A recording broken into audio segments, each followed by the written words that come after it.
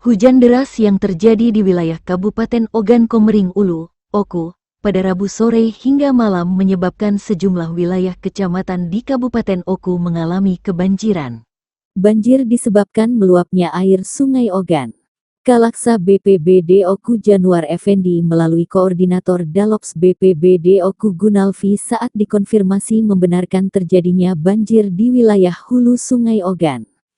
Sudah ada laporan sementara terjadi di wilayah bagian hulu, ujarnya. Hanya saja untuk berapa jumlah rumah yang terendam banjir masih dalam proses pendataan. Wilayah yang dilaporkan kebanjiran pada Rabu malam, seperti di Kecamatan Ulu Ogan ada 2 desa yakni Desa Kelumpang dan Gunung Tiga.